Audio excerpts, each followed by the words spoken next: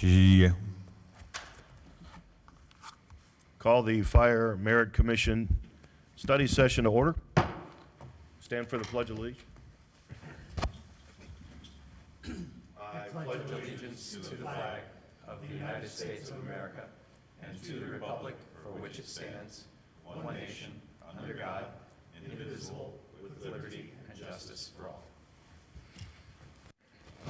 Policeman too.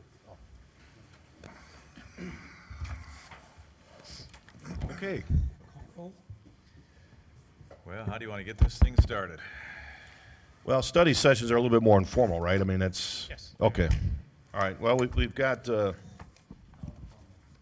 document that says Rules and Regulations Draft Study Session Worksheet in front of us. Table of contents. It's pretty much spelled out here, 1 through 15. And then there's, it looks like some dialogue in regards to each item. So let's go right into purpose and authority. It says the Schererville Fire Department Merit Board is established under IC Code 3683.5 to ensure fair and consistent hiring, promotion, discipline, and discharge of firefighters based on merit. These rules are adopted in accordance with IC 3683.510 and related statutes. Okay, so that's just, go ahead. Sure. So I've gone through this document, kind of made some notes on most of the items. With regard to this in particular, I think this is pretty good. The only thing that I would recommend adding is probably a citation to the other particular statute that we're dealing with. That's 3683.5, which is the broad merit board statute, just to state that the provisions of IC 3883.5, now this is my recommendation, shall govern in their entirety, and to the extent there's anything conflicting in our rules, that statute would supersede, because that's what lays out basically all of the rules that we're going to be talking about today. Other than that, I think it's a good opener. Okay. All right, so do we need to read through each one of these? Or probably not, right? Probably not. We can kind of skip around a little bit, and what I figured maybe what we could do is, I've got a copy of the statute here that I've flagged spots where, in addition to, the language of the statute where it says that the merit board ought to formulate rules or procedures in a certain area. And the outline here that we've got for the rules that Paul prepared, I think it roughly goes through the provisions of the statute. I don't know if they're in the exact order, Paul, when you put this together. But if we kind of step through the outline, I guess what I can do is sort of refer back to the statute where necessary, and Okay. and we can touch on those areas. I don't have anything else to say about the purpose and authority. I think it's right on the mark. Do we don't have to vote on that? No, so at a study session, there won't be any voting or motions or anything like that. This is really just our opportunity to talk through this stuff in an informal manner and figure out what we like, what may need to be changed, and then provide me with some instruction. I'll go back to my office at the end of the study session and use this as my template and start drafting changes to it. Then when we come back the next time, I'll present something that hopefully will be close to a finished product that we can make a few final revisions on and then vote on, present, approve, and then before it's final, we'll have to set that public hearing where it will be officially adopted. Okay. So is it, what's the pleasure of the board then? Do you want to go through each number and topic and look it over? And if we're in agreement with that, we just let our attorney know? Yeah, can I ask a question to the Sure. department? Absolutely. You guys have one of these as well, right? Yes. Do you see anything out of line with the early formalities? No, we like the way it's laid out, so I think it's a good Good document? procedure that we can use to start using to put things that we need in and take out, so, And, Just need to edit some of the items in there, but it's a good start. yeah. okay, and under point 4, for example, everything that you see under point 4, there's nothing missing? Are you saying appointment to department? Correct. There is some slight changes, like the age needs to be changed from 21 to 18. The, I believe we had in there, must possess a valid driver's license. And then where it says meet physical agility standards, we put in there in parentheses CPAT, which is the system that we use for the agility test. CPAP, correct? CPAT, yeah. All right. So firefighter, the minimum age, or the minimum age is 18? Yeah, they dropped the perf down the, Isn't that something? yeah. Okay. As long as you have as long as you have this, as long as you're qualified, you can be hired at 18 on a full-time department. Wow. Okay. I noticed one thing in there, the statute does state that the applicant shouldn't have any felonies, so we can put that in there. I guess another thing that I wanted to kind of ask you guys about, I think when Paul put these together, he tried to basically summarize what was in the statute. I'm going to add on the final draft a reference to all of the statutory provisions. One question that I had was just how much summarizing we want to do in our policies of the statute, and how much we might want to just take advantage of, using a cross-reference to the requirements of the statute. There's pros and cons to both methods. I feel like we ought to have that cross-reference incorporating the provisions of the statute into each of these as the standard that we're going by. But in the interest of having everything in one place so that, somebody wants to review what's going on, they don't have to, go back and, oh geez, now I gotta look here and now I gotta look here. I do feel like it's probably a good idea to have stuff spelled out in there, even if we don't put all the statutory provisions in there. So, at the end of the day, it's up to you. But that was kind of my thought, is to make it a hybrid, so that we're not reinventing the wheel or just reciting the provisions of the statute, which some of these other policies that we looked at the last time, they pretty much cut and pasted the statute in there. I don't know that we need to do that, but, yeah, a cross-reference might be good as well, and spelling some of the things out might be good as well. Is anybody opposed to that? No. Cross-reference? Keep it simple? Oh, I do. I don't have any problems too, but I just want to clarify on the statutes.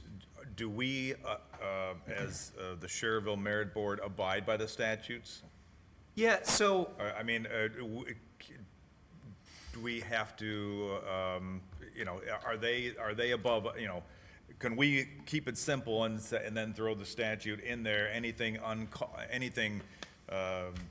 not recognized, please see the statute to finish filling in the blanks? I mean, is that a I think- reasonable? Yeah, I think comment? that was kind of my idea. The statute definitely is what controls everything. So And, we can't come up with something conflicting of a statute? correct, Okay, yeah. well And then, we're there- fine. There's spots in the statute where it talks about, adopting provisions. It makes reference to sort of cherry-picking things that are left to the discretion of the board. when I went through this statute, I really don't see a whole lot that we could change about what's laid out in statute. I think the statute's pretty clear on most of these things. Now, So we don't have to waste much time with, because it's already there. right, it seems to just, lay it out for the most part. So this appointment to the department, I think that roughly corresponds to section 12 of our statute. So it's 36(8), 3.5, 12. And, that specifies U.S. citizen, high school graduate. Now, interestingly enough, the statute as passed, we were talking about this age requirement, does state 21 years of age, and you were saying that the rules were recently changed to 18? Yeah. About a year ago, when they, PERF changed the rules for firefighters they increased the age to 40, and then they lowered it to 18. So, in the statute, we've got it says under 40 years of age, at least 21 years of age. That may be something that we want to look into, do you know what the rule was? Was it another statute that said 18? That rule is from the state pension board. That's the 1977 fund. We can be accepted in a pension fund, but is the state, The town, state statutes cover it though? I state know it- statute and pension should be simultaneously, because Yeah. we can hire, per town policy, if we have a qualified candidate, we can hire an 18-year-old.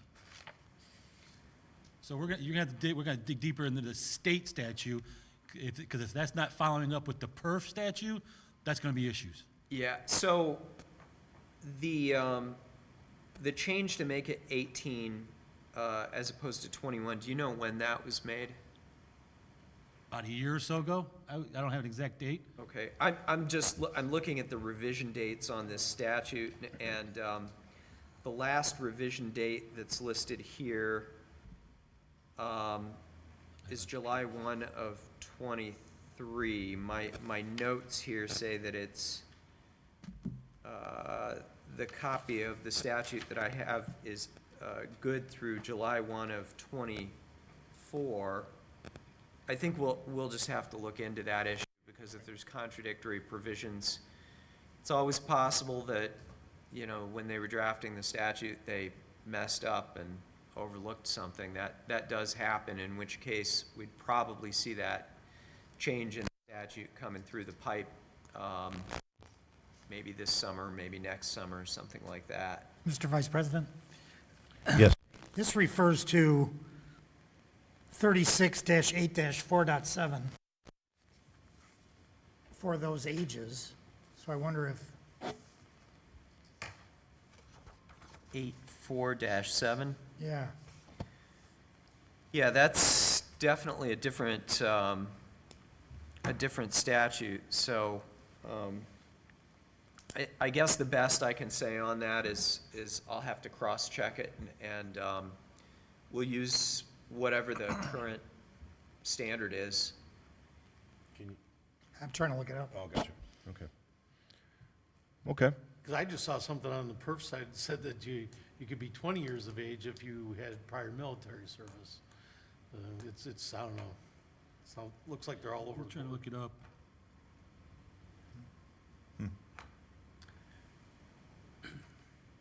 So I think that's a Figured task that for was me the to look easy one. into. Yeah, right, yeah. Yeah. I didn't catch that, but the statute definitely says 21, so, Well, maybe maybe they're referring to retirement. yeah. Having 20 years in with prior military. Maybe that's Yeah, what that 20 was years is referring to. definitely. Yeah. Yeah. So, one thing that, that section 12 of the statute that pertains to this, the issue of appointment does talk about was, a general aptitude test, and that's mentioned in the outline as well. Right now, the way the department has been doing that is they use a company called Public Safety Answers. It's an outside vendor that does testing, assessment, lots of things for fire departments all over the country. I talked to a representative from Public Safety Answers today just to kind of get a handle on how they work and what they do. We're going to try to set up a Zoom conference. I'm not quite sure when, maybe just to go over their procedures a little bit more.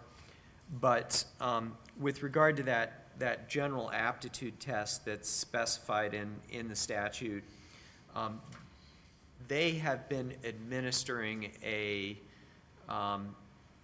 test that is, Chief, how have they been referring to that? It's behavioral and cognitive Cognitive test, yeah. Cognitive and assessment. behavioral. It's basically, it's got a number of different parts, and I'm not sure if we utilize everything that they offer or just a portion of it, but it's kind of got an element of personality testing to it to make sure that the applicants are the kind of people that can act under the sort of pressures that they will encounter on the job, as well as the cognitive portion is to figure out that they're smart enough to do what they need to do, essentially. We don't call that or we haven't been calling it a general aptitude test, but from what I can tell, that's basically what the role that it plays. So we do have something that's in place there for that. And the statute calls for the general aptitude test to be conducted according to procedures adopted by the commission. So that would be something that, would be the rules that we set out. My thought on that, at least, was we could make our rules reflect the fact that the general aptitude test is pursuant to our rules, something that is outsourced to a competent third-party vendor that can provide those services. But I do think it's probably prudent for us to set forth the fact that, hey there, we've got one more. All right, meeting adjourned. The fact that we're relying on the third-party vendor services to formulate that, and we authorize that.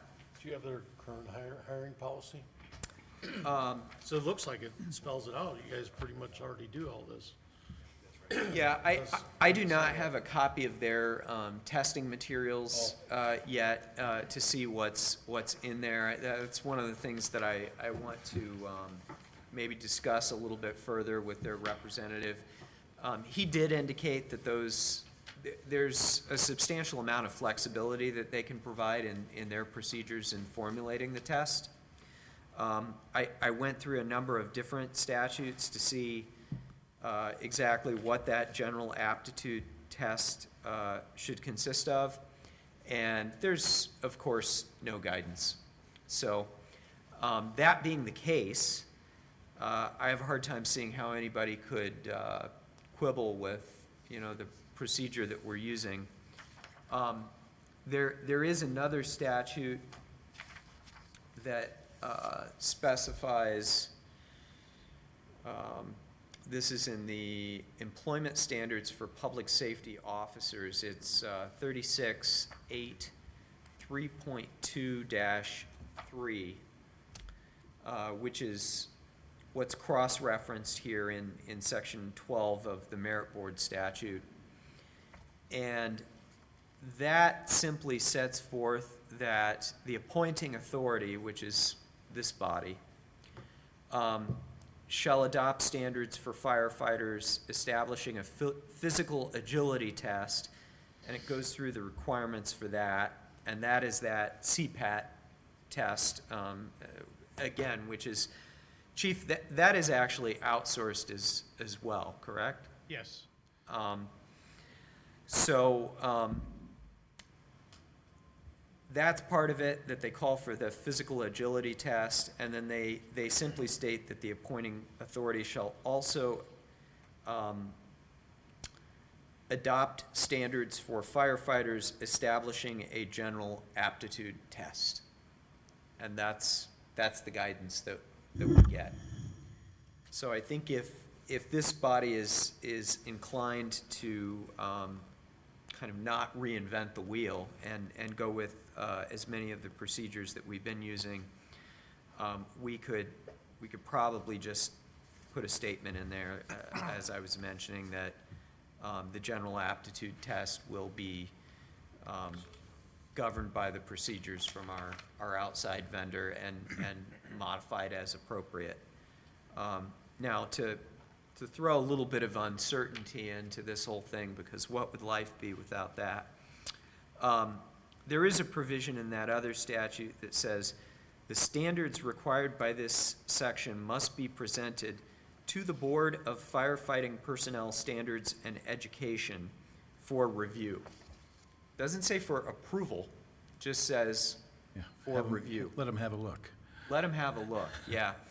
If you go to the Indiana Administrative Code, the section that supposedly governs personnel standards and education, there's nothing there because that section has been repealed. What are we to do with that? I don't know.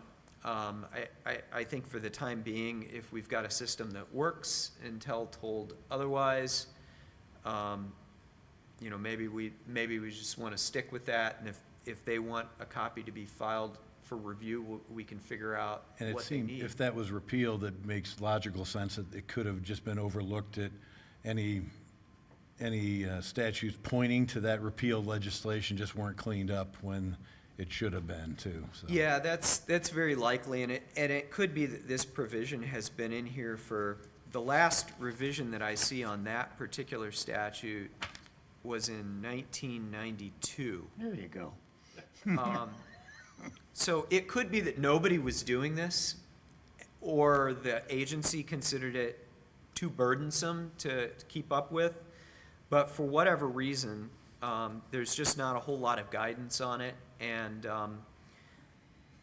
I don't see anything that would dictate that the procedure that we've been using is flawed in any way.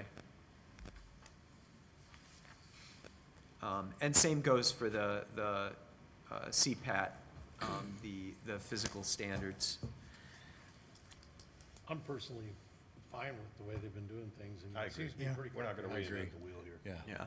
Yeah, especially when we're talking time deadlines and things, we need to get the structure set up in place.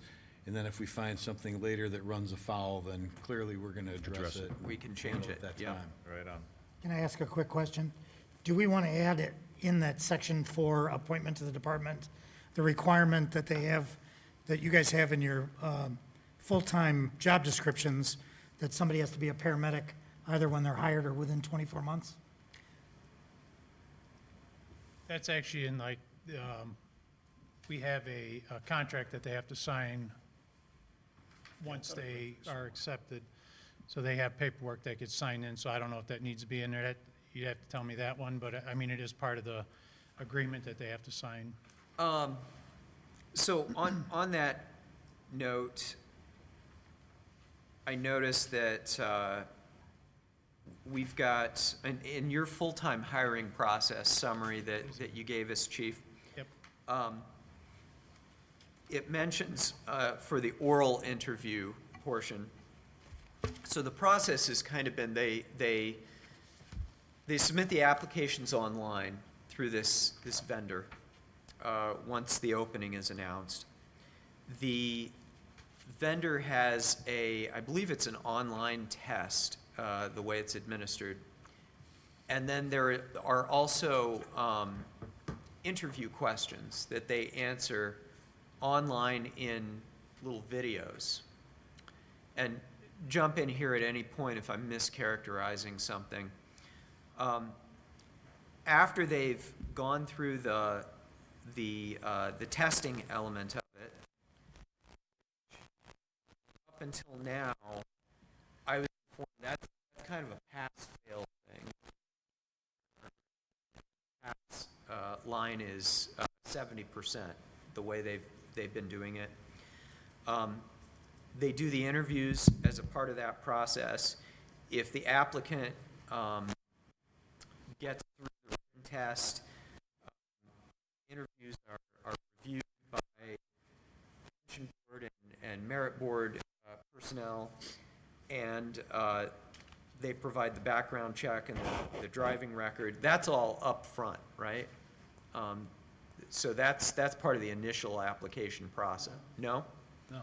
Once we get to we start getting the interview part, I email them a link to get their Indiana background and their driving record completed, and then they have to submit it, and then they hand it over to our pension board secretary. And is that prior to the review of the online interviews, or is that prior to the actual After. oral face-to-face? That's before the face-to-face interviews. Okay. So you weed people out sometimes then, after the written and the online interviews? Are there some folks that get washed out basically after that phase, or does everybody end up submitting their background check in preparation for the? Whoever makes it to the the face-to-face interviews has to provide the background check and the driving record. Okay, so that's a little bit later in the process. And then this summary says, at the time of the interview, the oral interviews, the actual face-to-face, candidates shall possess proof of completion of the CPAT, paramedic licensure, et cetera. How does that jive with what we were just discussing with the contract to complete those items? Because this seems to indicate that that's kind of a prerequisite to, We gave them some time, because if we start, like this, our past hiring process, we started in January. We didn't interview them until March. Was it March? Yes. Yeah, the March. So they had 2 whole months to complete the test, because a lot of times, if they sign up for it, there's a training session they can attend, and then if they fail it, they can reschedule it to take it another time. So we gave them a little leeway on that, having the CPAT test, but that is definitely part of the process in order to, because there's a few applicants that didn't have it initially, but by the time they got to the interview, they had it. okay. So when they come into the oral interview, they should have completed all of these things? Yes. Okay. Oh, actually, they should have it done before they're even scheduled for the interview. Because if the secretary calls, and we want to schedule for you an interview, do you have your CPAT? They say no, thank you, we're going to keep moving on. They're not even eligible for the interview. Okay. And at a bare minimum, they have to have EMTB and Indiana Fire 1 and 2. Yes. So it may not be a bad idea to just throw those into our rules if everybody's got to have them anyway. I agree. So I can have that incorporated.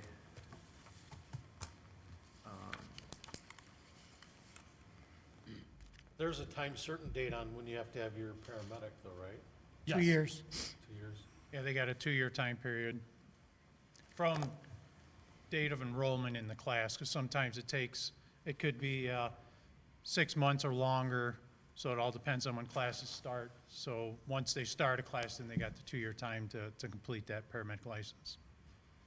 Where were you going to throw that firefighter 1-2 and the EMTB cert at? In the appointment. Because there is a little leeway, because we will hire an Indiana paramedic that is not a firefighter, and we will put them to the fire academy. What So the CPAT has to be, that's a given. Given. That's a given, right? And then it says, at least the rundown that we've got says, at the time of the interview, candidates shall possess proof of completion of the CPAT within 1 year of interview date, Indiana paramedic licensure, and Indiana Fire 1 or 2. 1, 2? 1, 2. And 2? Yep. Or the paramedic licensure or the EMT, and Fire 1 and 2. You have it in there, it's provided for. Right? Right, if somebody came in with any paramedic licensure. Right, if they have a don't- paramedic Do not have license, fire 1 and 2 yet, it still meets the parameters of this. Yes, doesn't it? right. Yeah.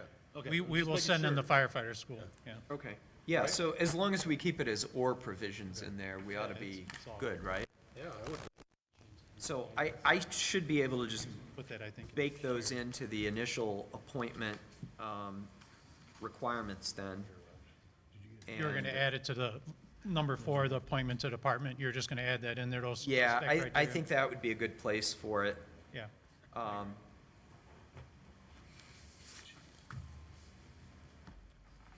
And then the back, Where does, Sorry. where does the time provision come in for the paramedic? that's in, Where's it spelled out telling them that if they don't meet the paramedic thing by 2 years, that's in the signed contract that they have. it's just in the contract, it's not on the, we probably do need to specify that somewhere in the rules. I would think. Yeah, otherwise it could be overlooked, or it could be modified. You know, somebody else comes in and says, oh, we don't really need to do that, and Right.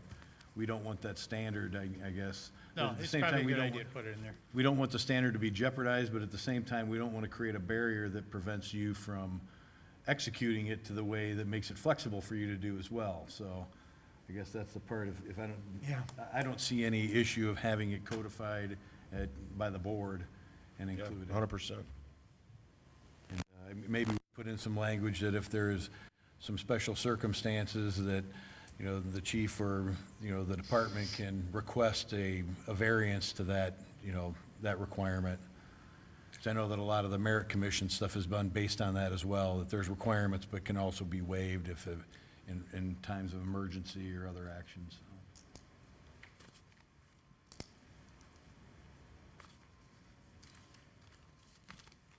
I could put some language in there reflecting that, and then we'll see what you guys think of it. Just to kind of backtrack a little and confirm, so as far as the definitions go and the organization of the merit board goes, I really didn't have a whole lot to say about those things. They pretty much govern the procedures that we've already gone through. Right. So I'll lawyer those up, so to speak, and I don't think there's any substantive changes that really need to be made for those provisions. Let me just go back to the statute here and see if there's anything that,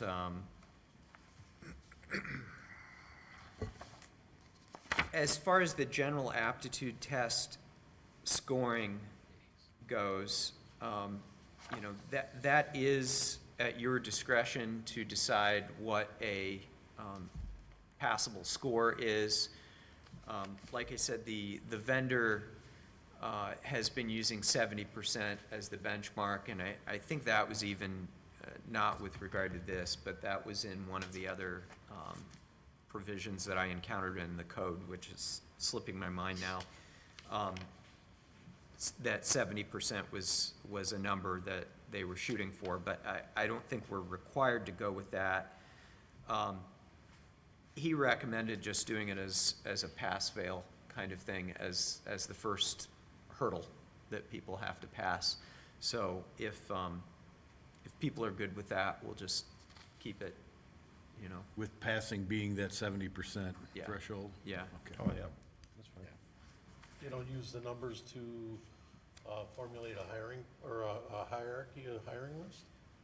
Well, that's a good question, because, Chief, when you presented the proposed hiring list, I think it was last month, for the folks that had already gone through the process. They all had numbers that were in the 100-something, 200, whatever, for the score, right? When I talked to the vendor, he was kind of like, well, you can score those things however you'd like. And I know there's a scoring component to the oral interviews as well. Do you guys bring all that together and come up with that final number, or That's how we came up with that final number for that. So just as it shows in our hiring process, number 6A, it gives you, it uses the written score, the video interview score, and then the in-person interview score. And the they average of- calculated that together to come up with the number. So when you look at the written score, is that like a percentage of how they did on the test? Like, would they get 80 points if they scored an 80%? Is that the way it works, or? You did the interview. I think that's what it was on the online part. It put it together on that, showed the scores for the testing, for the online interviews, and that's where he took those scores from. Okay. Do you know That was how all much part of were that, public safety answers.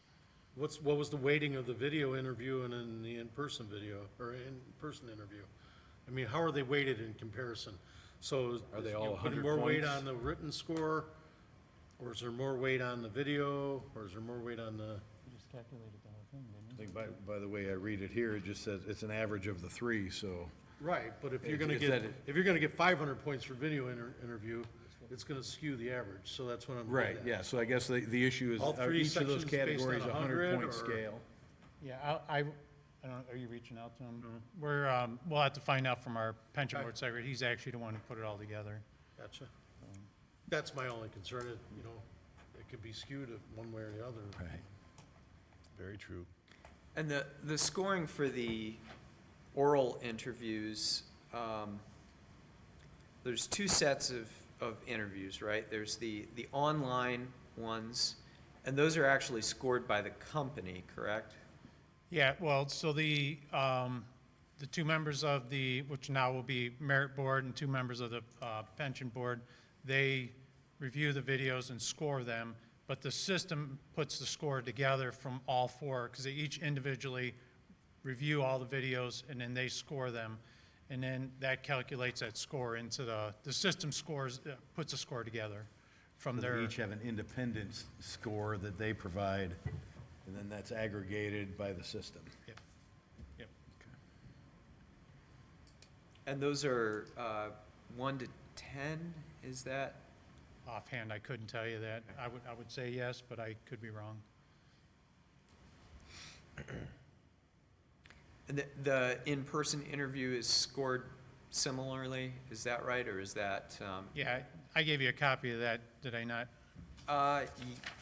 Yeah, it might be the thing that's on the last page here, the oral interview grading rubric on the last page of your full-time hiring process. So we've got between 1 and 5 points, and is that 20 questions that Yeah, you- 20-question test. Okay. Let's see,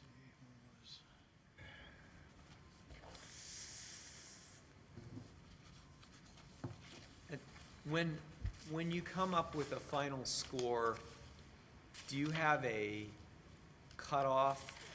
So are you just looking at this comparatively amongst the applicants who have presented themselves? Or is there a threshold below which you just failed out of the process, basically?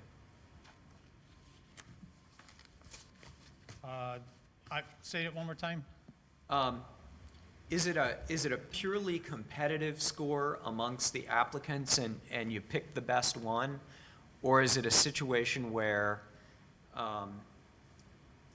you can get, maybe you've got 3 applicants, let's say, and they all happen to be not the greatest candidates, so they all score low.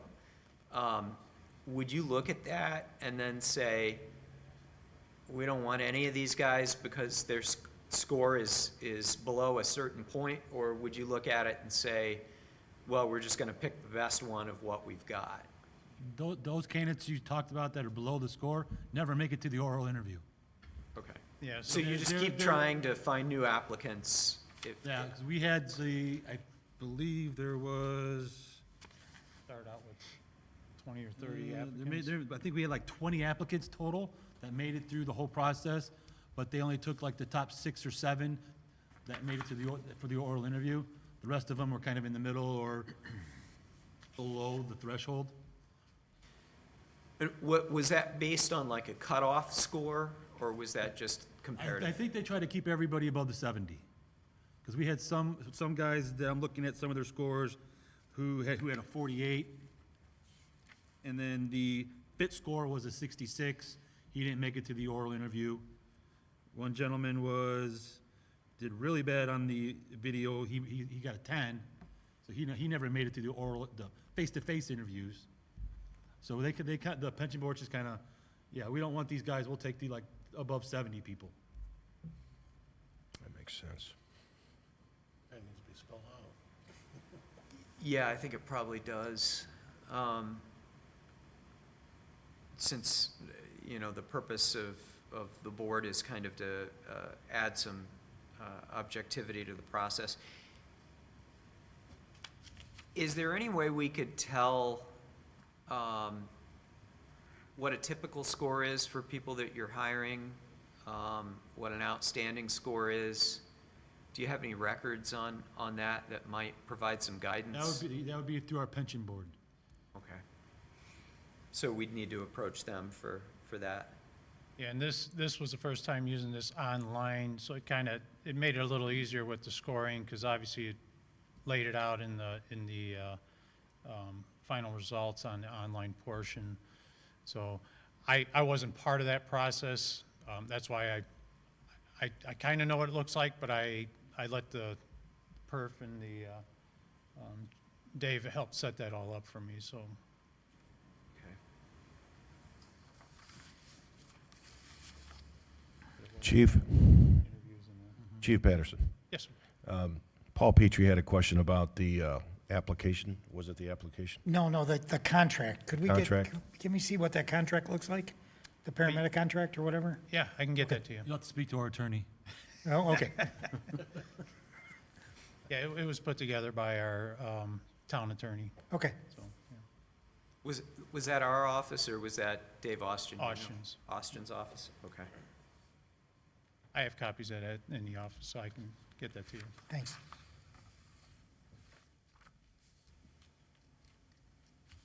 Okay, so those are a few follow-up items.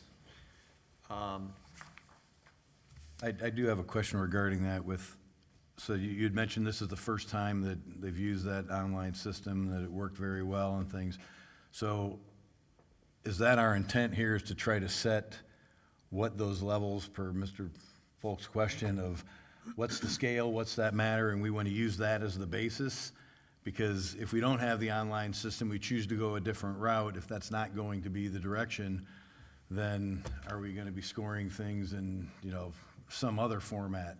So if we're going to pick numbers and pick, that scaling, as he had mentioned, and the weighting of it, then I think we need to define that this is going to be, until changed, the method that we're going to use. They can't just decide, let's get together and draw cards or flip a coin. So I guess none of this matters if we don't have that, let's pick the test we're taking, let's figure out how it's graded and how it's weighted, and then end up with that rank ordering. And if we can put that into some words that, describe that and step through that process, once we get the copy of the contract, see some of those other things, then I would suggest as we go through, we've kind of already said once that what we have here is not run afoul of anything state statute-wise. There's nothing that's really, rubbing things the wrong way. There's nothing things that are suspicious. I guess rather than going through and trying to pick apart each one of these individual steps and say, oh, well, what about this, what about that? now that we've established the framework, I think if everybody goes off knowing that this is the document that we're working from, then everybody says, okay, I think we could make this a little more clear, a little more clear. Otherwise, I think we're gonna go through our time here really quickly, trying to go line at a time, because at this point, I think that, you know, as I'm reading this and I see it, it gives some flexibility, it defines what it is. Let's get through this part, let's get this put to bed, and then maybe we schedule something in 6 months or after the new hires to have a little bit of a review to see, once the people are on board, give a few months of time that they're there, and then review how did your expectations based on the scoring system come together, and then look back and say, based on the scores, to what we actually got, did that match? Or you may be running around in 6 months saying, boy, oh boy, we're never gonna do that again, this guy's crazy. So, If I could, after that online process was done and the oral interviews were conducted by the Board of Safety and our perf board, the gentleman who sat in on from the pension board actually came up to us and told us that the system's obviously working, because they said they haven't seen this quality of candidates come through before. Okay, So great. It was very encouraging to hear them say that to us, so the Exactly. system, that's what tells us the system worked. Right, and that's my thing, is that since this is the first time, it just seems like there ought to be a point somewhere in the future where we say, this is what we did it really work out that way? Because until 6 months or even maybe a year in the probationary period when it's over, you know, as an employer myself, we've met a lot of guys that are there 10 minutes early, and they're, you know, spit polished and ready to go for every opportunity. After 10 months or a year, suddenly they don't show up, there's no phone calls, there's things going. It's hard to keep that drive and that thing. Some people can fake it for a very short time, but it's hard to, you know, it's hard to fake it for 5 years or 10 years. So, Right. but I know it can be done on a short basis, so that would be the only thing I'd say, is that if we can look at this and say, this is the framework, this is what we've done, we take some time then, you know, to look through each of these steps to determine if there's things to match some standard up with it. And then in that next meeting, we address that thing, put those, you know, the additional dressing on each of those, you know, steps that come in, and then, you know, go into our next meeting ready for approval and posting and moving on from there. So is it safe to say that we can go to the probationary period and give that a look-see? Number 5. Well, again, if we've already reviewed it and we think it's done, Is everybody comfortable with? I'm not sure that, you know, that's kind of the discussion we had, is do we need to go point by point? I've read through the points that are there, and we can read them out loud and go through that, but I'm not sure that we're going to gain much more insight other than just repeating what we already. Sure. There's a few things under the statute that I do want to make sure we get through tonight that, you know, are those items where they specifically call out, you know, the board shall adopt rules on this, that, or the other. But I agree, I don't think that we necessarily need to, you know. Yeah, hit- go by line, I don't think is gonna do, but Yeah. if you have additional items that you're saying that are specifics, then let's go right to those specifics and go through those, and we don't need to go through the other 10 categories. So one of them was, and I'll just point this out because it's what we've been talking about. The commission shall adopt rules for grading the applicants, including the establishment of a passing score. Right. So I think that's something that we ought to shoot for in the final product. What I can do is I can lay it out, a basic framework, you know, and then once we get the data from the fire department, we can figure out what we want that Fill in passing what that score, number is and- yeah, to be, Yeah, so. okay. That, I think that really addresses the appointment issue.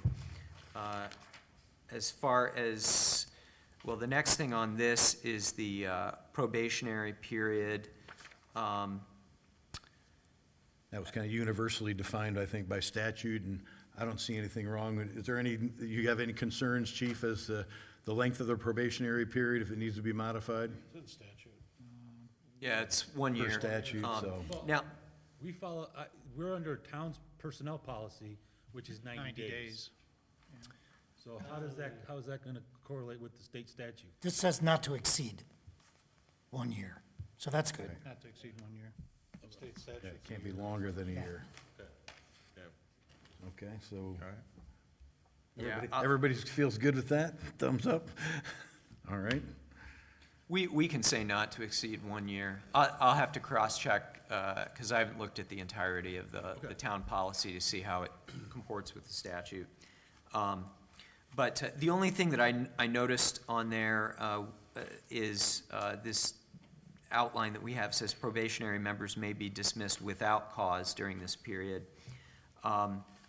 I'm not sure that without cause would actually comport with the statutory requirements, because once they are probationary members, they're still subject to the, the disciplinary procedures and all of that. I don't know. I've seen it done otherwise.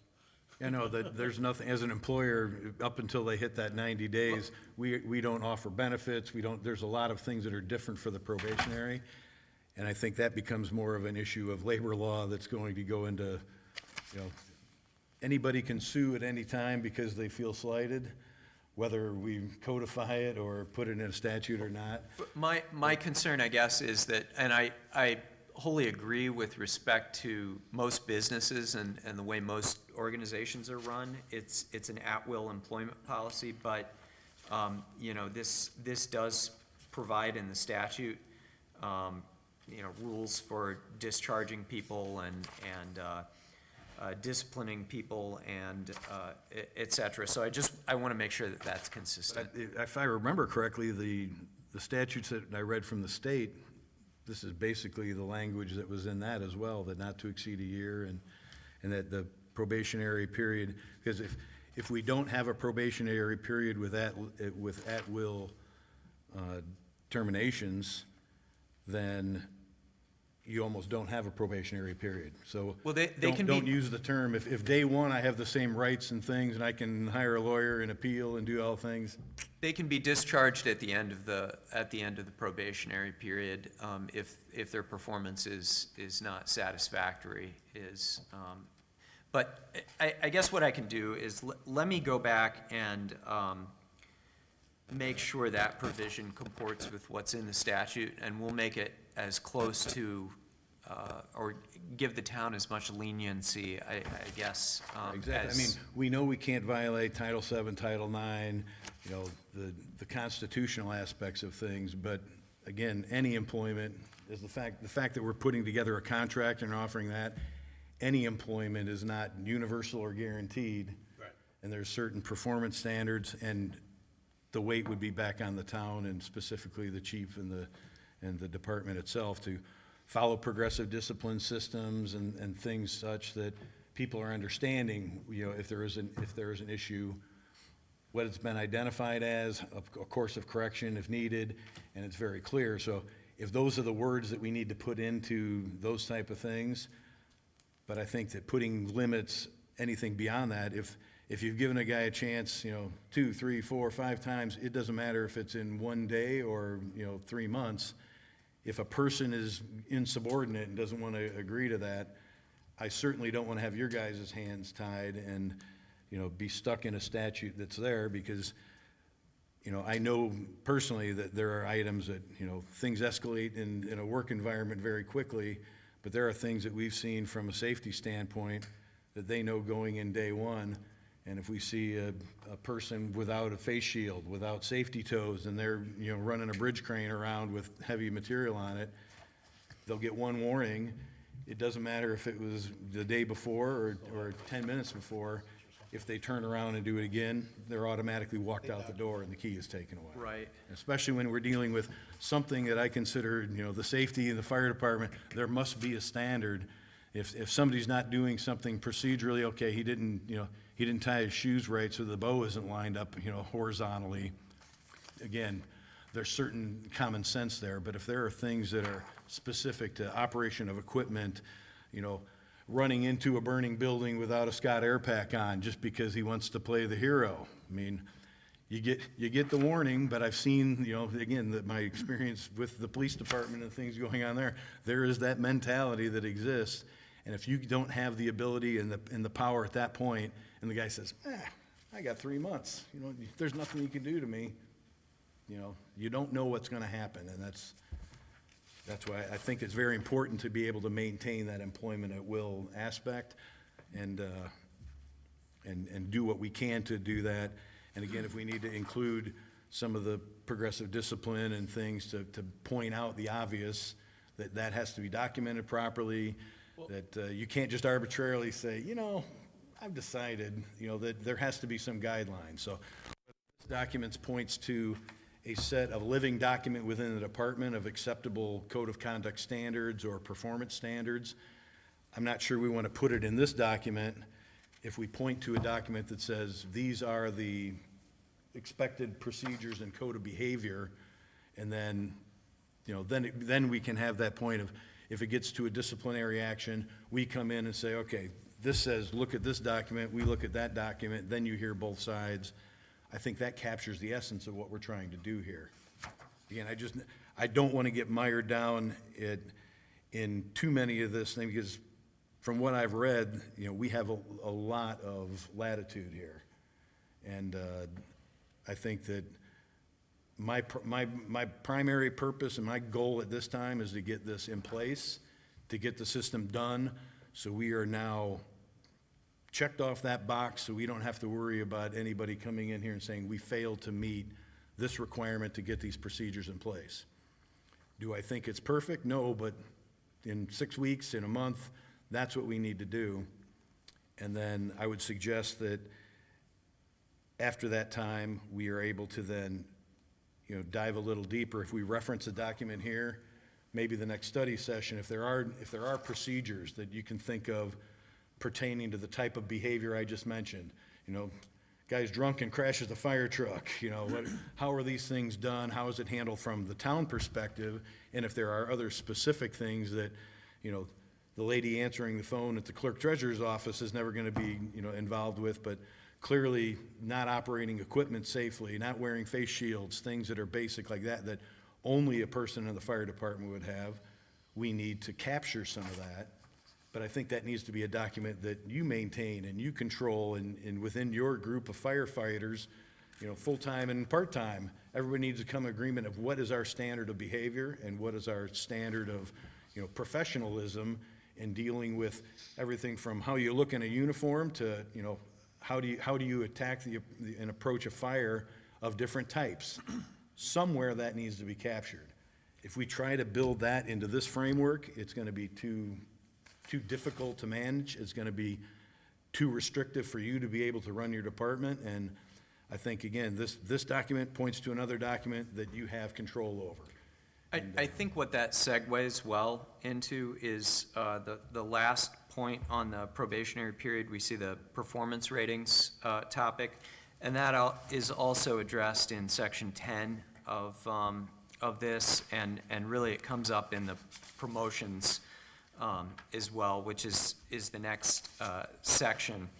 And the adopting rules for performance ratings is one of those items that I had flagged. That's a commission responsibility. The performance ratings or reviews are to be conducted every 6 months. I've spoken to Chief about that, and they may have been doing some more frequently, less frequently. Now we know it's got to be 6 months. But Chief did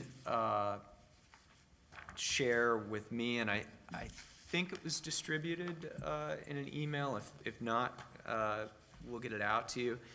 The fire department already has a pretty extensive performance review form that they use.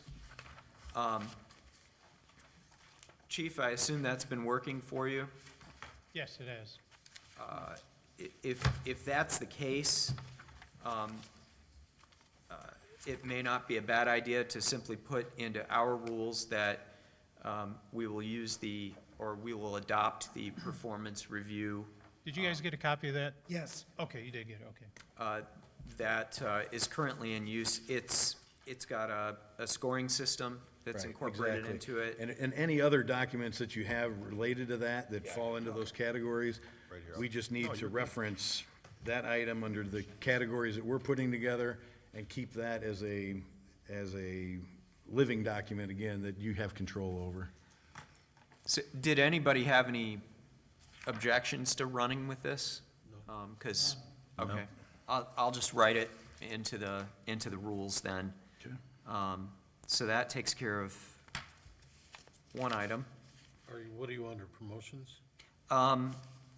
It comes up in a few different places. It's probationary period performance ratings. All right. Do you have an FTO program too, like a field training program or anything like that, where you score your probationary officers when you're training them?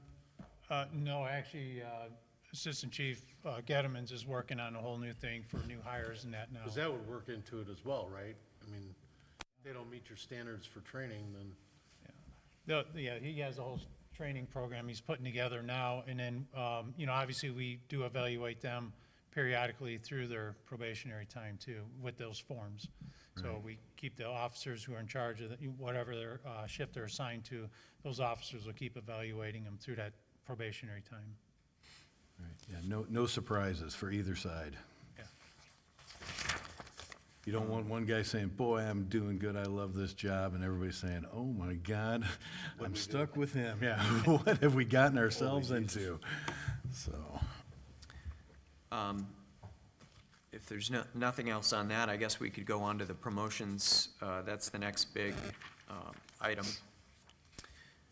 So as far as the promotions go, part of that is actually, and the statute's a little bit unclear, but these performance reviews.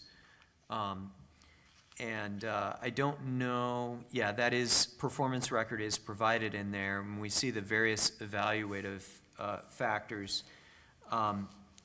The statute does provide for a written exam for promotions, which right now is not part of the procedure.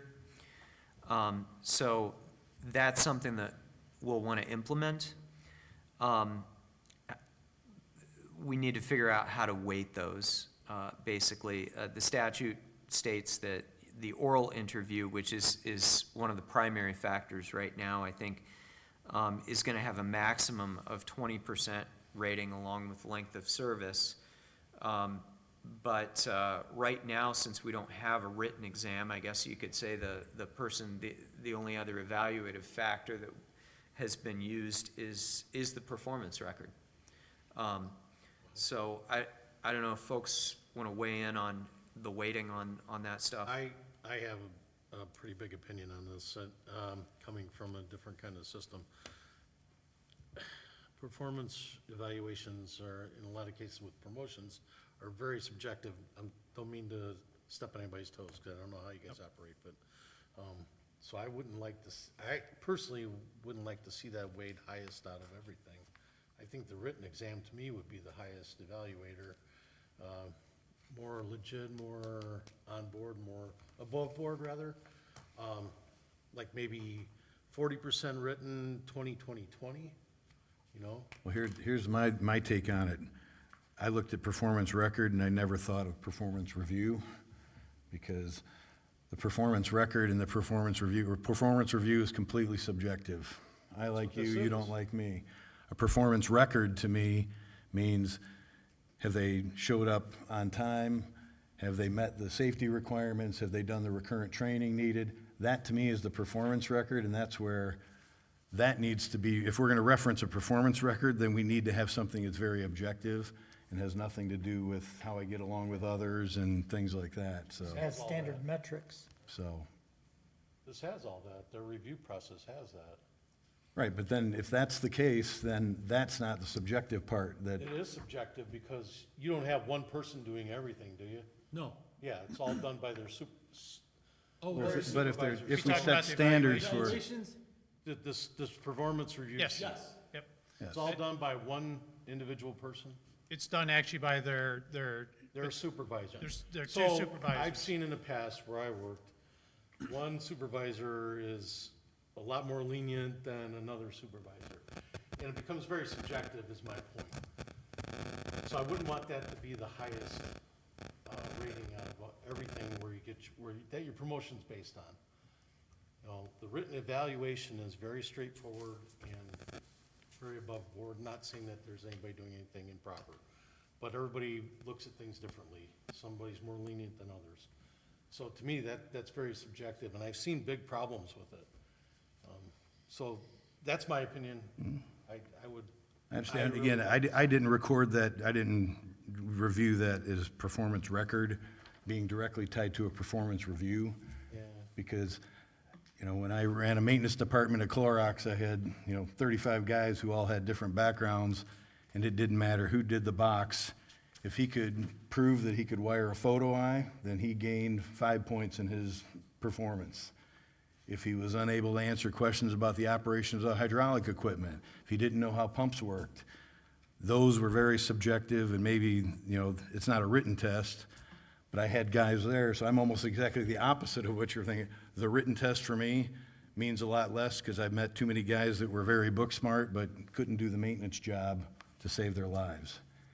So again, if in my words, when I say performance record, I think it needs to be, if that document is what we're talking about using, then it needs to be, the performance record to me is timeliness, volunteering for overtime shifts when people are sick and need to cover. Those are very objective items that need to be incorporated into those things, because it defines whether, size, weight, height, ability to do that. Those are the items that define what a good firefighter is. And So do you again, just want to change the wording instead of well, performance I think record, it, call whatever the performance record, but let's call the performance record, let's not have based on a performance review, because again, performance reviews are, how much time, I've had performance reviews where we talked about his family and his kids going to college and what they did, and then I was just handed something to initial. That I didn't consider my performance record. My performance record was based on how many projects I completed under budget, how many projects I had that were done, on a timely basis, how I handled issues that came up that, if there were issues that came up, how were they addressed? Were they handled through the proper chain of command for approval, or did I just say, I'll handle it, take care of it? That's very objective. Not, in, 150 employees we've had, I don't have performance record issues. The guy who's got the performance problems, he knows before he gets called in my office why he's there.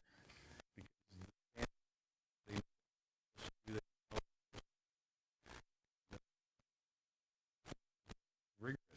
Well, 508A, here is the direction. Code, NFPA 70, here's how we're going to handle this. If he's consistently wiring things wrong, if bed rates aren't correct, there's neutrals. Those are all things that we've taken the time to put together. And if he's not following it. It's not because, you like him more, he can stay. He doesn't have to, he either fixes it or he doesn't. And so, and again, I look at, firefighting as being that type of work, being with, familiar with my dad.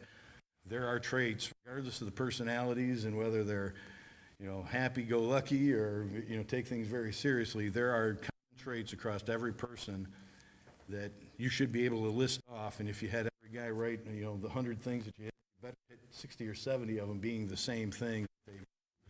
And that's why I'm also concerned about a written test, because I've seen way too many problems with written tests. And, they get nervous about it, they look at the question, what are they really asking? And they start asking themselves, what's the question really asked? Suddenly they're not answering the question that was asked, they're answering something completely different. Panic mode, it's much easier to see if there's, and to me, if it was up to me, it'd be 100% based on your performance, because that should be all that matters. That's what makes everybody individual. Well, Raj, one of the things that I saw in my former employment was there was a lot of subjectivity in how they evaluated personnel, and that is the most painful experience one can ever go through. Oh, there's no Because if doubt. you don't like this guy, the supervisor has, ill will feelings towards you, you're not gonna do very well on your But eval. when you look at the police department, for instance, their performance review criteria, again, it's really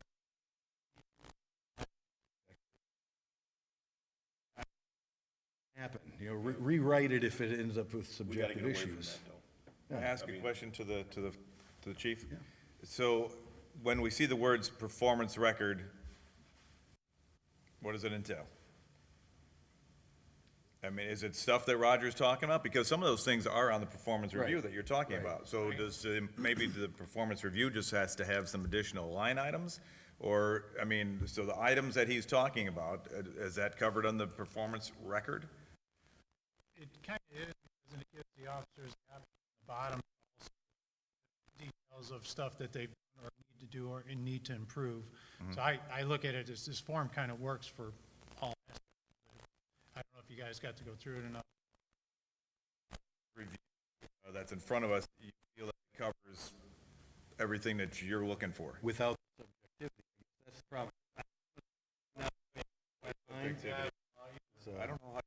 I don't know how you completely, I mean, you have a map to go by, but you're subjectively, even me, you, anybody is still filling it in subjectively. I just want to make sure that the questions are asked. So That's my question. Yeah. If it has subjectivity, then the form as it stands, I haven't reviewed the individual line items, but the form as it stands is not a good measure.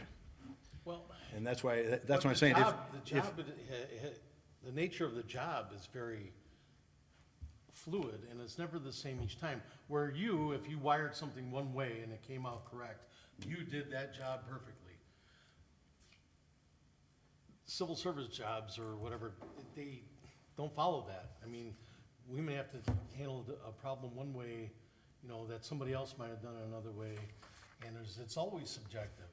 And the problem is, there's personality conflicts, like you're saying, and it really bothers me, and I'd hate to see, I'd hate to see that happen here. Could we possibly make the form more objective by, I think that'd be by, a pretty big by, task. by, what has to happen. Maybe- There's no choice. In order to be successful with a review, it's got to be based on a criteria that isn't dependent on who's filling it out. number of tardies?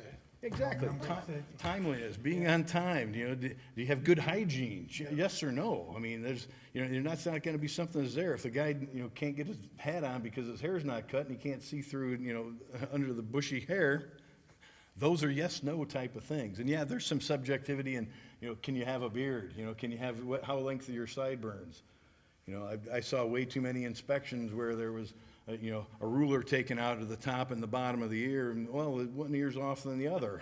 So again, the guys were getting in trouble because they had too long of sideburns, because one guy's his left ear was higher than his right ear. And so again, there's some of those things, but if the form captures in that spirit the issues that are, again, that 60 or 70 common traits of a firefighter, if other people are putting those same things down, again, and, to your point, the timeliness,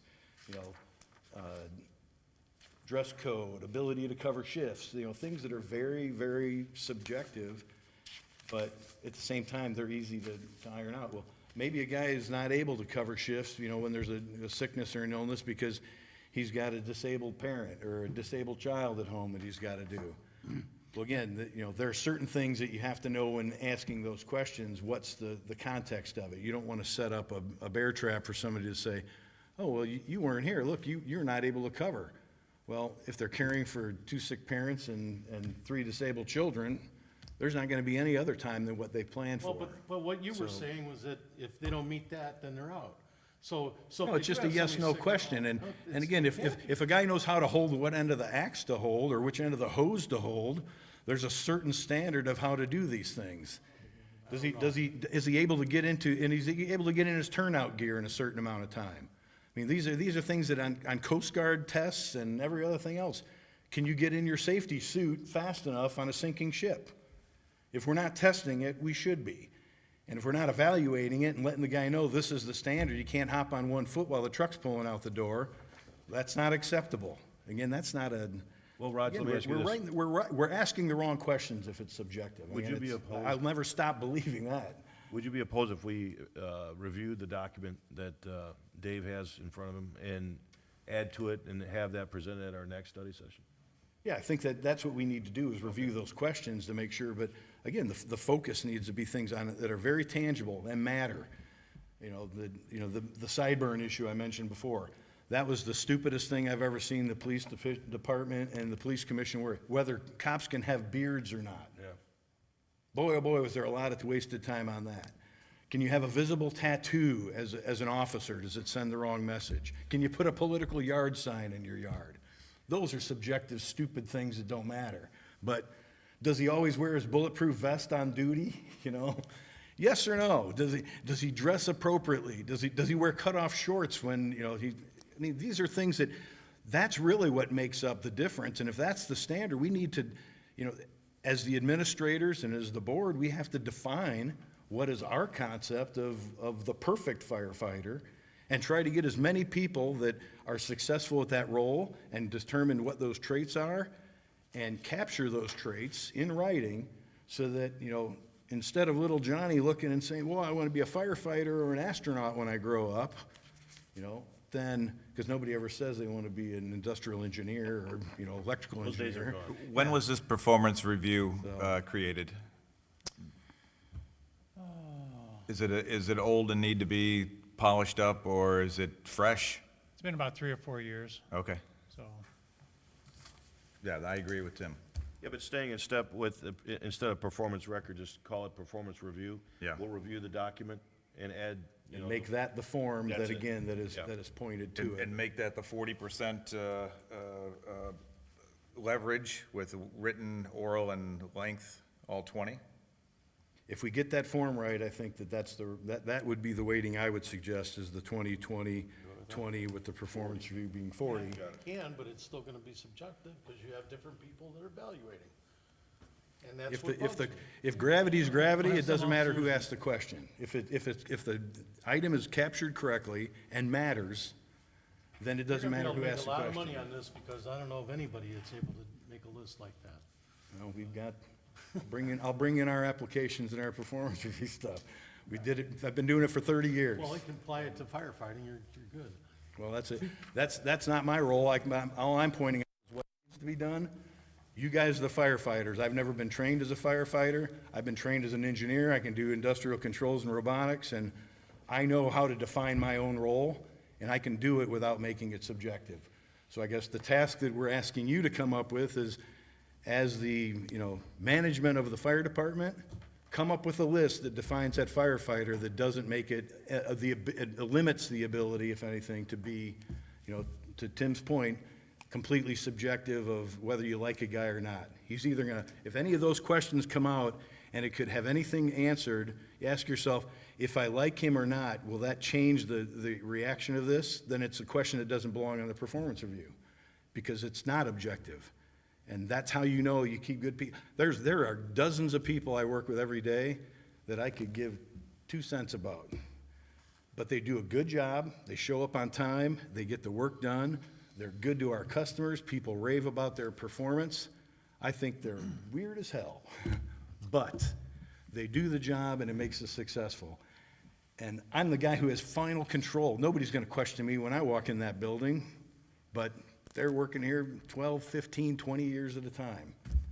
And again, that's what people that know me think, oh, there's no way he would, if he doesn't like them, they're not gonna go, but nope, they're there. So for the purpose of the policy, I guess, we can discuss what ought to be in that performance review sheet, and that can always be changed. Again, it's a living document that you guys maintain. We'd like to review it, but I think, let's go through that thing. To Mr. Folk's concerns, again, I haven't looked through the details of that, other than when we were first looking at the ratings and how that was defined. If there are items there, I will highlight the ones that we can just strike down if there's that much subjectivity. Because I can answer that question from my own opinion in 2 seconds by seeing the question. And then we fix those questions and get them adjusted and make that something that you guys maintain, and that, because other people are gonna come up with things, hey, what about a new piece of equipment is added? How many guys do you have on the department that say, you know what, I'm kinda old, we'll leave this to the younger guys, let them do it? Again, in the electrical field, I've seen all kinds of stuff. Well, that's gonna be the guy who's lifting the heaviest thing, digging the deepest this stuff in, but they're all electricians. But if a guy's not willing to step in and do that, if he's not willing step in and do the same role as doesn't want to train. Oh, well.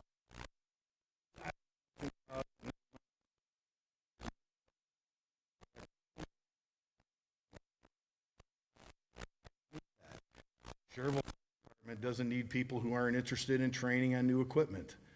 You know, not everybody in a department of the size you have has to know everything about every piece of equipment, but certain special, you know, the paramedics maybe have to have a separate, you know, section on the performance review that you don't ask questions about, you know, specific firefighting tasks other than basic information, but you focus on more of those items.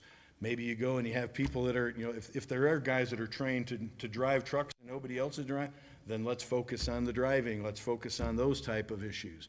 So it needs to be tailored for the role, but again, this is, you know, we've got computers and all kinds of fancy things now, so let's figure out what we need to do and define it and write it down and put those things together. And if that's, and again, if we call it performance record, performance review, whatever the form is, it needs to be specific enough to capture those things, and Well, let's try it. Let's take a look-see at it and come back and review it one more time and clean it up.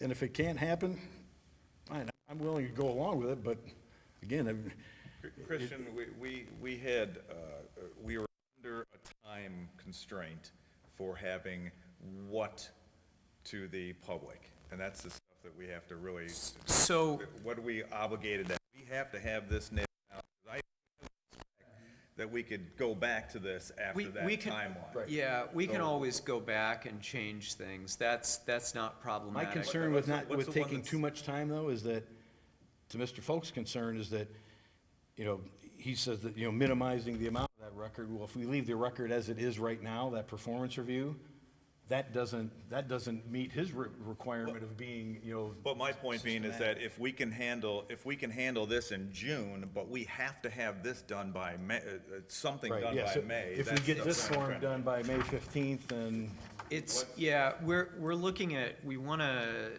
circulate the rules that will be used.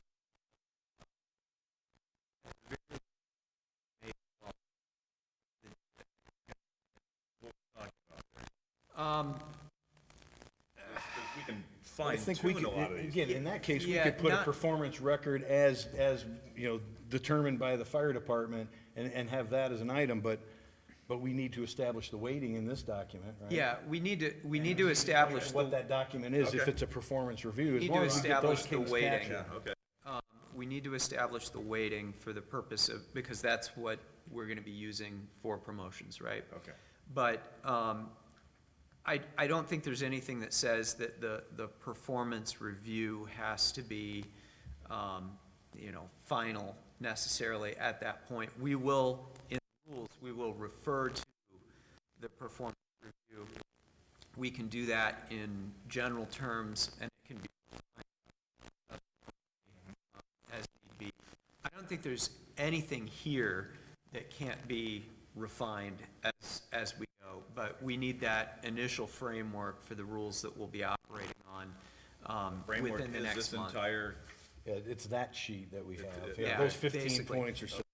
And I don't think that's gonna be, I don't think it's gonna be all that difficult to get that across the finish line, because this statute covers so much ground. I mean, we do have, to start with here.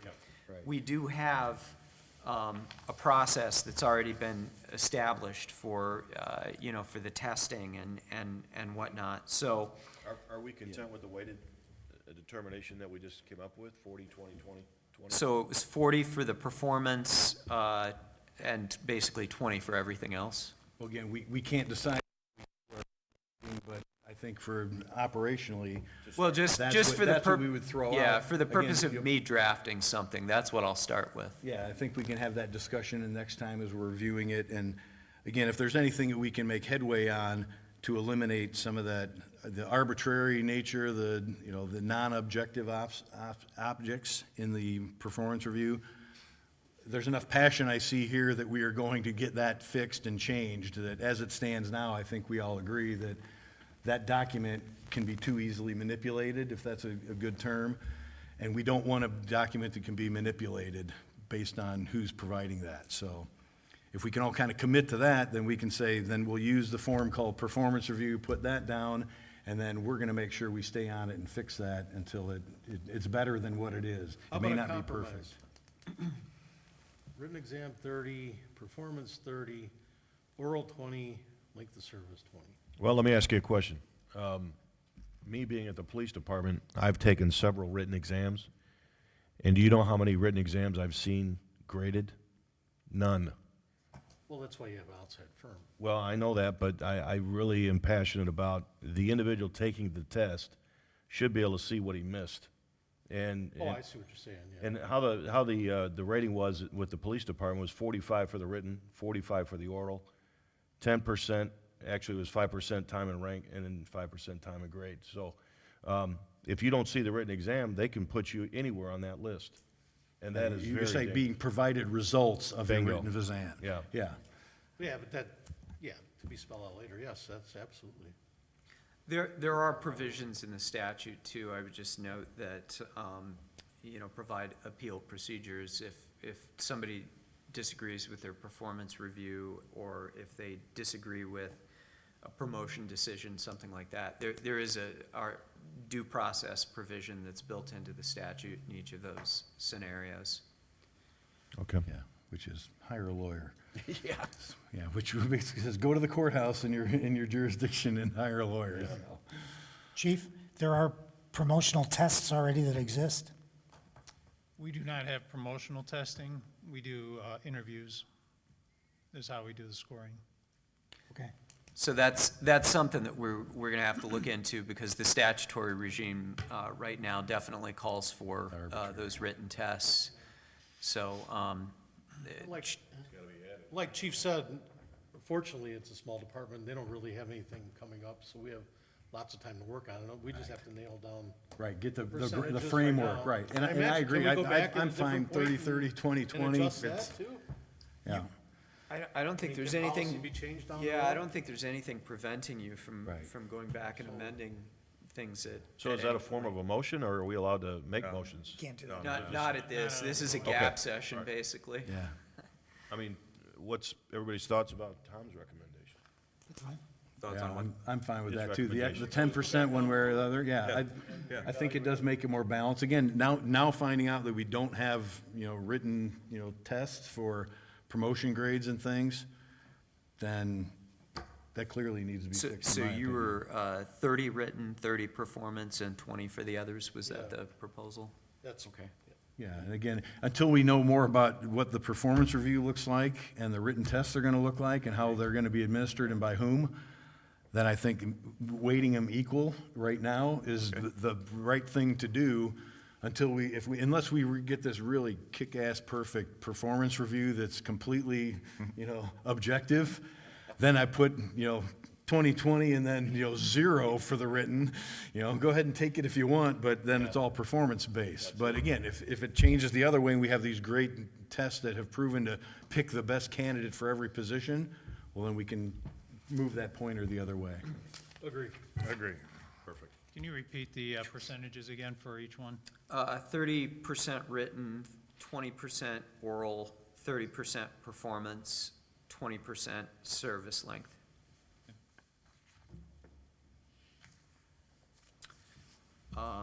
So I think that covers that. I have one question for the chief now, before we move on from the writtens. The hiring procedure that you're currently using in that service, just like that's new and found out, are you aware of testing services that have standard testing available and offer different versions? Or are there different companies out there that you're aware of that do those type of written tests? There may be. This is one we came across from other towns that use this process. And Well, I it's mean, for the hiring, and you're saying that you were happy with that, and I don't know, does that service offer promotional testing, as So- part of the service they offer? They actually do. We had a conference with them about it. Very expensive. I mean, very expensive. It didn't feel like it was gonna work for us because of the cost alone. Right, It was. right. Well, It yeah, was like definitely. $8,000 to $8,000. set everything up. Yeah. budgets are And definitely. you look at it, if we're doing a promotion, there's 2 people, it's gonna cost us over $8,000. When we have no budget, we want to make sure we don't add to our Is there a negative written debt. test? I mean, we're giving Testing 30, available, so. it is, They would put a written test together. no, I mean, here we are giving the written exam 30%. Is there a test? Not now. This time, no. No. That's what Okay. we're gonna have Previously, it was. That's what I'm saying, let's keep it equal right now, because we Oral don't know interviews. either of them. Wow. And then we Okay. kind of took some intangibles, like their leadership skills, their communication, problem solving, their kind of work ethic they had, kind of the intangibles, because as you said, we are a smaller department, we know who works and who doesn't. Right. So if all of a sudden we get some guy that wants to become an officer, we know his work ethic is not the greatest, but we have somebody else who does have a good work ethic, we want the best person for the job. Right, and I guess that's part of it, you want to get back to this, is defining the job. What is each of those levels, what's required for those things? Because not all corporals are created equally in the police department, and, you know, certainly that's the case, so I think, you know, maybe in the future, we make a note that we want to review, you know, specific job descriptions. If there's no because- written test, we can't put this in. That would, Well, we have to, because the state law says we Yeah, have. they'll Yeah, have to have that. so the then- state law calls for Before it, they so we administer need- a promotion test, they're gonna Yeah, have to we come have up to with a come up written with test. something. okay. Yeah. Just making sure we just didn't Yeah. hose ourselves right there. It's, I looked at it to see if we could avoid it, but there's a specific section that talks There's a reason about, why there's a specific section. yeah, performance ratings Might and, not like written exams, but there's a reason why it's state says. yeah, they put it in there, so I think we're stuck with it. Oh, yeah, that's surprising to me, I'm glad we know that now. So some of the other sections on here, I won't go through in a lot of detail, I guess, because they all kind of tie together. But we have a section for demotions. That kind of ties with the disciplinary actions, unless it's voluntary, of course, and somebody steps down.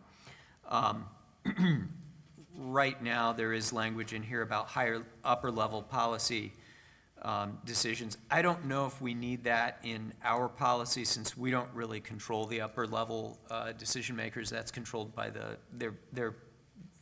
council, basically. But that is the general rule for demotions, is correctly stated.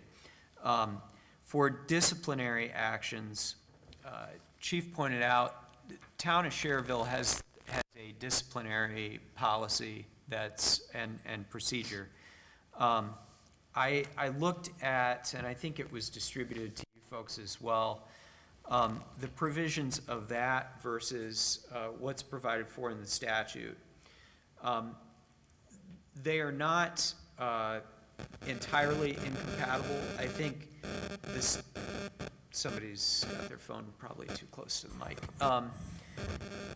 The town of Schererville's disciplinary procedure does not provide quite as much due process as the statute calls for firefighters.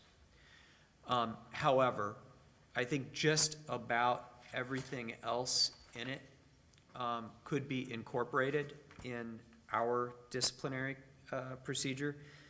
So Section 17 of the statute deals with discipline, and it provides a list of the sorts of things that can be causes for discipline, one of which is a violation of the commission rules. I guess when I'm looking at these two procedures, the fire department has heretofore simply abided by the town policy. Is that fair? Yes. So my recommendation would be to incorporate the town disciplinary policy. Reference the town Reference it policy in. in here, yep. And then state, you know, in the instance that the statute provides for additional due process for disciplinary procedures, that supersedes the provisions that would be allowed for By the town in the pro- town policy. The town policy is very So much I more. agree, we need to do our job right, and the town council can fix their problems once we point them out to them, so. And we just looked at that. That policy Simple, was again, this stuff is simple, give me another one. formulated in the 90s, right? So that would be my recommendation, and I'll produce that in a draft here if everybody's. If you can be specific with what the town procedure is, specifically that goes into those and where those variances are, then let's put it, I would suggest you It's- put a memo together to the town council informing them of where those issues may be, and then you can arm wrestle Mr. Austin about it to see if that's going to be incorporated in those policy changes. Well, the town doesn't need to change their policy necessarily, it's just we have to follow the statute. So we're gonna have, for example, I mean, the town policy doesn't necessarily provide for a hearing before the board. That's what you guys are here for, is to conduct such hearings per the statute. And we have to afford people that opportunity. The town policy is much more, Yeah, open. you do yeah. X, Y, and Z, and, you know, you get a warning for this, that, and the other. If you do this, you get a suspension, and if you do this, you just get fired. We can abide by those principles here, but as we do, we have to offer hearings for certain things. Now, Again, in my world, I would say the town council needs to address the difference between the Board of Safety for the police and the fire commission, and their policies should match and mesh with all those, saying that, except for fire and police and anybody else who's got a, you know, if the drainage board gets to look at the street department workers, then give them a hearing too. We should make all the stuff match. There should never be, because, you know, I'm not a lawyer, but, You're also not a politician, obviously. you know, yeah, well, there's no doubt about that. But yeah, Yeah, so too many we'll- things we get done. we'll do So- what we can with the authority that the board's been granted, and then if, you know, folks at a higher level need to change things. They need to be made aware. That'll Let's be- face it, the town council does not know everything that they know to run the town. They have to count on experts in those different areas. And, I mean, that's the reality in any organization like that. And it's our duty to let them know if there's things that are not addressed in the thing, then, in the current policies, then they need to amend that and maybe think about those things. The town board members that I know aren't against making things better, improving, and making it all mesh, because lawyers love when there's one thing that says one thing and another thing says the other. Now, which document do you follow? Let's avoid all those concerns, because it makes it clear. There's no gray area. It's black and white. Well, for us, that's going to be the case because we've got a statute that tells us what we have to Right. do. But again, we, Falling Yeah. back on state statute. right. Yeah. Well, I think we may have addressed the biggest things. So the rules for the general aptitude test, we talked about that. We're going to incorporate the procedures from the third-party vendor. Rules for performance ratings, we discussed pretty extensively. Selection criteria and testing methods adopted by the commission, that is basically contained within this document that the chief gave us, which we can incorporate the procedure. Rules for grading the applicants and coming up with a passing score, I think we're punting on that for now until we get a little bit more information about what scores would be appropriate. Waiting for promotions, we discussed, and we've got a proposal there. And there is mention of a rating chart for promotions, but that ties into the issue of performance, and I think the most elegant way to handle that would probably be to stay consistent and use our performance review that we come up with in the promotion process as well. Now, by state statute, is the completed by immediate supervisors, is that listed in the state statute? It is, yeah. So, let's see, what was the provision that you were looking at Under specifically? the performance rating, section 10. The You know, that performance The performance ratings. rating would be completed by the immediate supervisors. And I guess looking at that, if, with the chain of command that you provided, is there a specific supervisor that is always consistent with each person, or does it vary by shift and duty, I guess? So if I'm getting my performance review and I'm working midnights, does that mean it's gonna be my supervisor during that midnight shift, and will that change if we're on days, or does it all rotate together? No, our officers are assigned to each shift, so they stay with those people, unless at some point in time we have to move people around, but that's. Right, very but that's, little again, to be that's an done. administrative change that's more of a permanent thing. Right, I so just want to all- make sure that there's, oh, yeah, I hope I get my performance review today because, you know, my best buddy Tim is my supervisor today, so. No, the officers assigned to each shifts are pretty much stay in those shifts. Same with personnel. The only time it's changed if there's, something happens where, you know, staffing requires that we have to move somebody to another Gotcha, shift. okay. But we try not to do that. Now, is that done one-on-one with the employee? One of the other things that, again, it's not service work, but when we had reviews, the reviews stayed on task much better. I didn't have to hear about, you know, the son's fishing trip and where they went to Cancun last summer, if there was another person involved, and whether it was an HR rep, another person that was there, somebody agreed upon by us. If you have that third person in there, they tend to stick more to the business, and it keeps a lot of the emotion out. You don't have the eye rolling and cussing and screaming, and, you know, that would just be a suggestion, that if we can add, you know, the supervisor and then maybe have another third party being there to help, you know, keep things down. So People are normally- better behavior when it's not just one-on-one sometimes, so. So it's usually always the two officers that are assigned to that shift, so the captain and the battalion chief, or the lieutenant and battalion Okay, chief. with the person With that's in, that person, okay. yeah. The And way the it's the- statute reads on that, I'm Oh, yeah, I was sorry. just gonna read it, go ahead. Yeah, is the rating, so performance rating shall be made by one or more of the members' superiors as defined in the commission's rules. Okay. Yeah, I'm just glad to hear that there are two people involved in it, because that makes things Well, and much that's- smoother. And that's for the line personnel being conducted, but then the battalion chief will, you know, he grades the captain or lieutenant below them, and then the assistant chief would do the battalion chiefs, and then the deputy Okay. chief, the assistant chief, and down the line. Okay. And you currently do them every 6 months?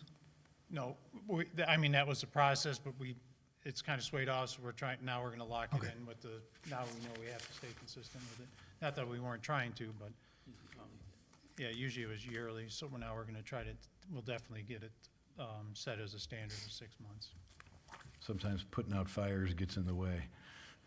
So, yeah, let's keep our priorities straight. Yeah, right. So, yeah, yeah. So you've heard our Get on the conversation truck if regarding the there's something performance wrong. review form, trying to be more objective as opposed to subjective. I don't think that we have the capacity here to add certain points to this. Right. Where it's really needs to fall on you guys and say, well, and some of these do address many things, but if you can come back to us with, you know, hey, we can add in the attendance, we can add in this, you know, to beefing this thing up, so it is the report/review that we can give a lot of credence to, especially because we don't have a written test really put together yet, that this is gonna, that it will really cover the bases, but we'll need your help with that one. Yeah, to help define what that role is. Right. Because, yeah, we're looking at just the few things I scanned, it doesn't really capture the essence of the full-rounded, you know, my picture when I think of what a firefighter is not captured in the current review form. And I think that there's a lot of things again, I don't have that expertise. I don't know the certifications. That's where we have to rely on that crutch with you. But we certainly will, you know, assist in anything we can to trying to ask those questions so that to help you put that into words and capture that. Absolutely. Yep, we will go through it. All right. I don't have anything else to address. My next step is basically to synthesize your comments and wishes into a draft document. So I'm going to start with what we have in front of us, and then, you know, reorganize, maybe add some stuff in, We didn't explicitly talk about Chief's full-time hiring process worksheet, which was added as a appendix.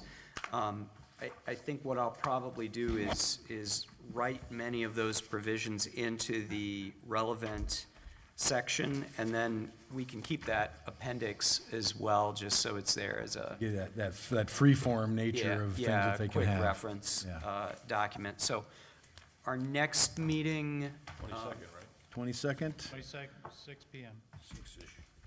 scheduled for 1 hour.